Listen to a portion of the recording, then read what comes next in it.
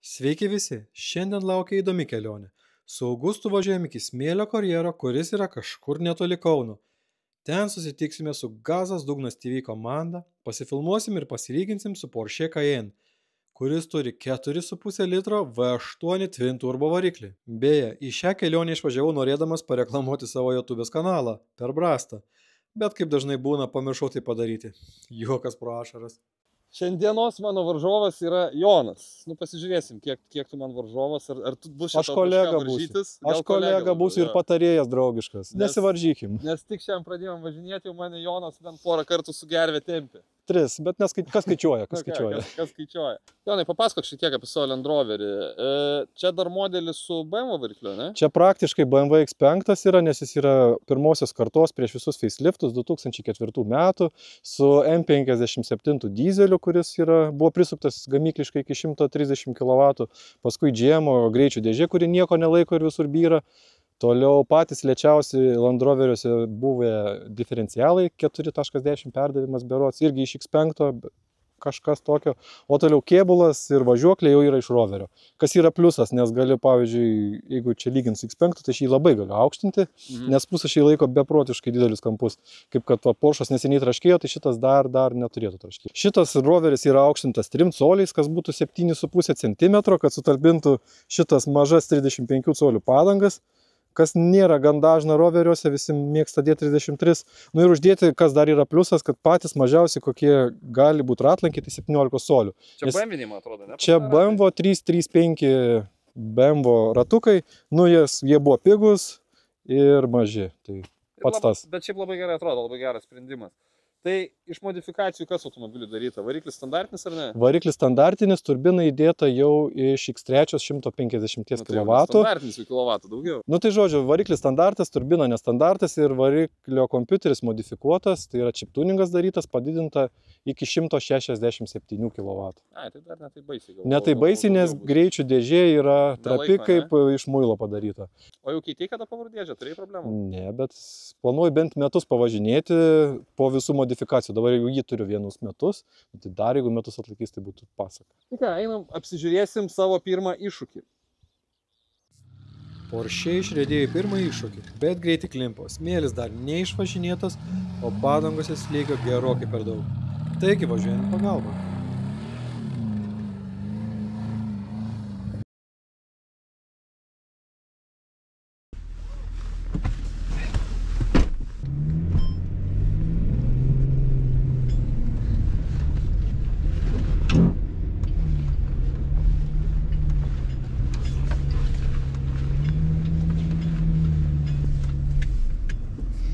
Dabar savo galvoju, kaip geriausiai ištraukti tą mažą 2,5 tonos sveriantį automobilį.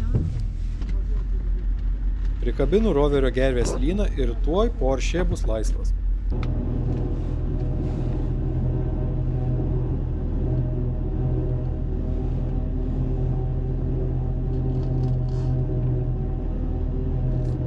O dabar mūsų eilė važiuoti per purų smėlį. Varysi kartu, ne, Augustai? Gerai. Užsisegam diržus tada ir jau važiuosi kartu.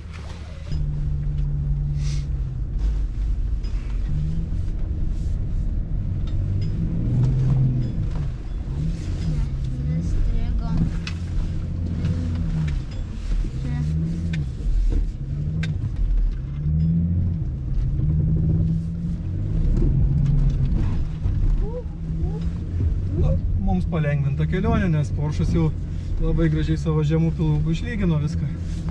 Tai mes savo ramiai ir apsukam ratelį.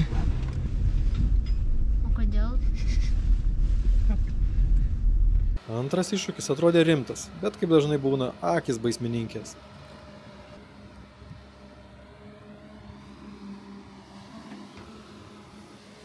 Metam monetą, kad pasirinktume, kurioje juostoje startuosime. Dešinę važiuoju. Subraižyta nori, ne? Taip. Mano mašina tokia, tai. Ai, mašina subraižyta. Taip.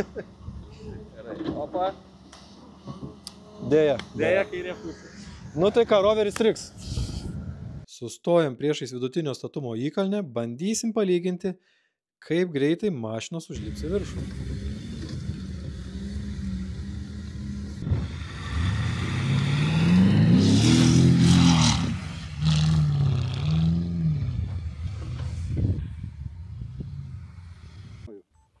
ką, didelio iššūkio nebuvo, kažkaip tikėjausi, kad sunkiau bus, ne? Aš tikėjausi, kad bent Porsche įstriks, bet Buvo dėja. tokia viltis vis tiek, ne? Teko ties finišu atleisti akceleratorių, kad nebūtų bum. Nu jo, kažkaip, kai žiūrėjom iš šono, tai atrodė labai platu, bet kai sėdė automobilyje, tai kažkaip kelias labai greit susiaurėja. Platus ir automobiliai. Nu jo, ir aišku, aš šiek tiek pataisiau situaciją su Porsche, nes išsileidau padangas tai ir sukibimas pakito. Tai ką, einam toliau ieškoti naujų iššūkių.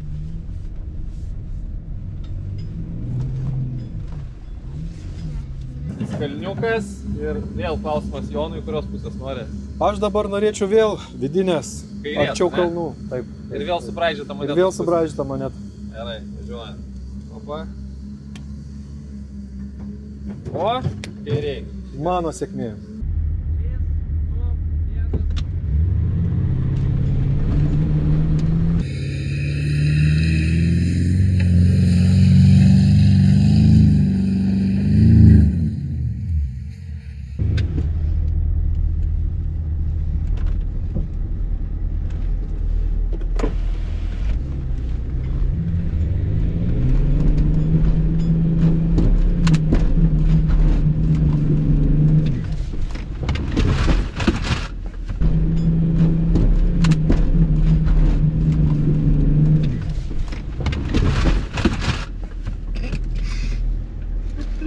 Šiek tiek persistengiau ir įkritau į duobę.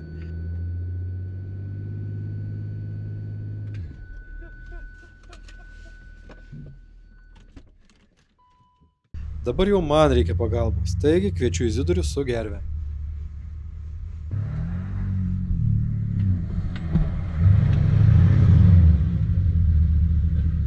Iš pirmo karto užvažiuoti nepavyko, bet iš antro entuzijazmo gal šiek tiek per daug buvo. Nu, kaip visada į smėlio kalną iš pirmo karto sunkiau, bet paskui susitrombavus, stabdžių nereikia spausti, klims, važiavau, norėjau užkilti dar antrą užkilimą, bet pasirodo čia duobė. Čia dar norėjau. Čia norėjau aukščiau dar pakilti, bet sustabdė duobė. Ką darys? Nu, bent jau vis tiek Range Roveris, matau, akivaizdžiai korpusu toliau nuvažiavo, nei Porsche'as. Tik kad iš antro karto. Abu iš antro karto, viskas gerai. O man kelią šiek tiek pastojo kita kliūtis. Čia visai nekliūtis. Va.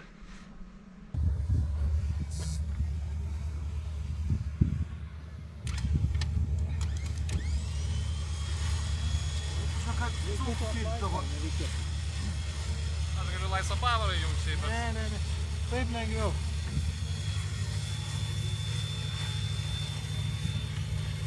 Dugnas koks gražus už tai. Gerai, dabar aš lengvai atbulinį jungiu.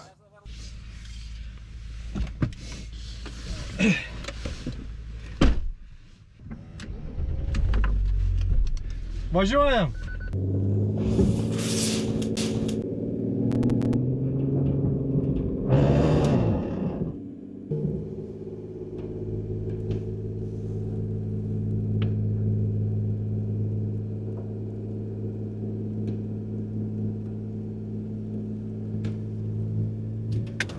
Bet čia buvo reikalų, žinok, tave tinti. Mašina ne pati lengviausia. Ne pati lengviausia. Jau Porsche pradėjo į smėlį, taip sadinti neblogai. Tai gerai. Ką, ieškom dar naujų gal iššūkių? Nu, paskutinį. Paskutinį, o ne? Paskutinį.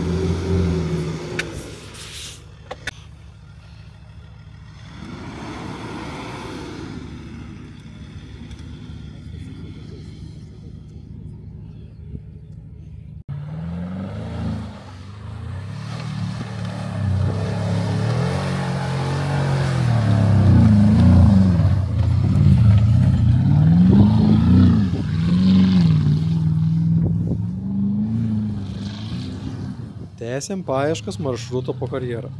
Gal šiek tiek per mažai greičio naudojau nei mano kolega varžovas, bet Cayenne su V8 varikliu lėkia tikrai smagiai.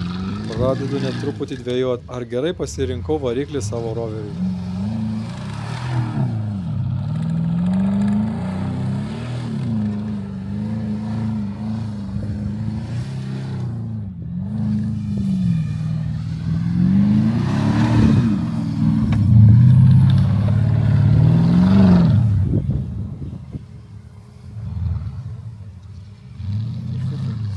Nusprendėm, kuris automobilis važiuoja. Jonas, aišku, sakys, kad geriau važiuoja Land Roveris, aš dabar jau sakysiu, kad Porsche'as geriau važiuoja, ne? Jau su nuleistom padangom visi drąsus, aišku. Tai dabar sugalvom paskutinį iššūkį, tai kuriam tiesiog mažiau gaila automobilio. Ir nuo to paaiškės, kuriam automobilis turbūt geresnis, jeigu nesulūž. Kam čia grįžti Kauno netoli, o kam 200 km iki Šiaulių važiuoti, įdomu. Nu, bet įsivaizduok, jau vien iššūkis yra su Land Roveriu davažiuoti iki kažkur. Bet važiavom. Nes mes kažkada darėm čia varžybėlės, tokias mini, tai Land Roveris net atvažiavo savo, jeigu nesulūžęs. Nu, pas mane patikimesnis variklis, matyt. Nu jo, tavo tikrai patikimesnis variantas. Ir ką, paskutinis variantas tiesiog ilgiausia trasos atkarpa ir nuimsim laiką. Pasižiūrėsim, pirmas dalykas, ar pavyks apskritai tą trasą įveikti, o antras dalykas, jeigu pavyks, tai kurio laikas bus geresnis. Tai ką, Joną leidžiam pirmą. Pasižiūrėsim, kokią trasos konfiguraciją jis pasirinks, nes iš tikrųjų dar toks iššūkėlis. Nežinom, pro kurią pusę geriau įveikti trasą, tai vat Jonas parodys, pro kurią pusę jam atrodo geriau ir pasižiūrėsim, ar šitas... Tai vat galvoju, gal sunkesnį pasirinkti maršrutą, kad Porsche'as pakiptų. Nu va, irgi variantas čia gali irgi būti dalis tavo taktika. Taktika. Reikia man išnaudoti savo per didelės padangas.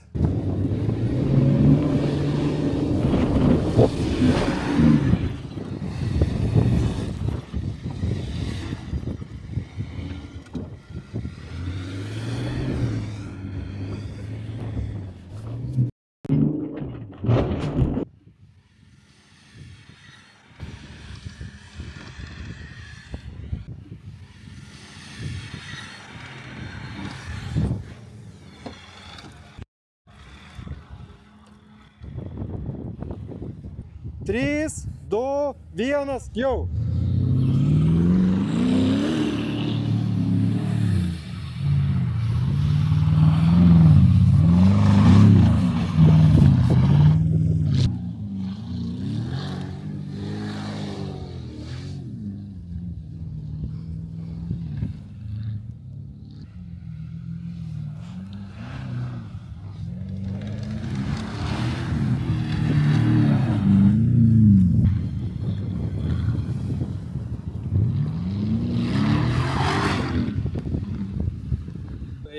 Jono laikas buvo minutė ir 30, o kokia situacija su mano laiku? Kokia gėda, 50 sekundžių. Porsche'as 50 sekundžių. Na jo, 10 sekundžių, nemažas skirtumas, bet aš manau, kad čia ir gavos ta situacija, kuriam mažiau gaila automobilio ir kuriam arčiau grįžti, nes aš tikrai manau, iš šono baisiau atrodė, kai važiavau. Ten, kai tas kalniukas buvo šturmuotas, net iš tolo matėsi, kaip pusė karjero kyla į viršų. Tai Porsche'as atlaikė. Aš norėjau paspės pastus, bet ne šiandien, nepavyko. Ok, gal tu nori pakomentuoti, kaip tavo nuomonė važiuoja Porsche'as kaip Land Roveris skirtumus, ar pastebėjai kažkokį? Porsche antipraslydimas mane labai stebindavo, keistai ratų sukinėja, bet čia nežinau, ar atkreipsit kas nors dėmesį. Jisai dalinai pas mane išsijungia. Tai nes aš pradžioj, kai važiavau, neįsileidęs rato, aš bandžiau važiuoti su palėtintu ir dėl to nenorėjau atjunginėti ABS saugiklio, nes galvojau, kad neįsijungs palėtintojas. O po to, kai važiavau, nejungiau nei palėtintojų, nei blokiruočių nejungiau nei palėtintojų, nei centrinės blokiruotės, tai galėjau išsijungti aš tą ABS saugiklį išsitraukiant antipraslydimas pilnai išsijungtų, bet tiesą sakant, nemačiau reikalo, nes Porsche'as visur pravažiavo po tokį padangas išsileido. Čia būtent smėlį nereikia nei antipraslydimo, nei palėtintojo, tiesiog minkšta danga, reikia išsileisti slėgį ir tada spausti iki galo. Tai va, pasikeitė sukibimas, Porsche greitai šitoje situacijoje, bet aš ką pastebėjau, tai akivaizdžiai Porsche yra ženkliai galingesnis variklis ir kažkur, kur reikia iš vietos į kalniuką kokį lipnų, tai akivaizdu, kad jis užlips greičiau, nes tiesiog galios yra daugiau, bet su Porsche negali taip lėtai važiuoti kaip su Land Roveriu. Pastebėjau, kad Land Roveriu gali važiuoti lėtai ir jis vis tiek lipa. Jis labiau užtikrintai važiuoja, šiuo atveju taip. Labiau užtikrintai. Bet nieko, važiuoja Porsche'as, važiuoja, tik praktikos reikia, vairuotojai daugiau, viskas gerai. Žiūrėkit, kaip mane jėda. Ačiū Jonui, kad išdrįso atvažiuoti palaužyti Land Roverį netgi iki Kauno. Iš kur atvažiavai? Ai, netoli Šiaulių, porą šimtų kilometrų. Kas čia su Land Roveriu? Nu, bet drąsus tu vyras iš tikrųjų. Taip, prieš porą savaičių išvažiavom. Ai, prieš porą savaičių, ne? Ką, bagažinė dar dalių turbūt pilna įrankių. Porą dėžių yra. Dėl to sunkiau įlipo, nes detalės vežiau. Supratau. Kaip ir tikėjosi, Porsche smėlyje man daug šansų nepalieka. Ypač su tuo V8 biturbo varikliu. Aišku ir tai, kad pats dar vis prisibijau lėkti pilnu tempu, padėties negerina. Tiesa, kai sakiau pirmos kartos Range Roveris, turėjau omenyje L322 roverių faceliftų versijas. Tad labai nesmerkit dėl netikslumo. Kaip manot, ar būtų verta pasiūlyti Izidoriui revanšą tik šį kartą Purvynuose? Šiam kartui tiek. Ačiū, kad žiūrėjot. Ir antras ačiū prenumeratoriams. Iki kitų kartų.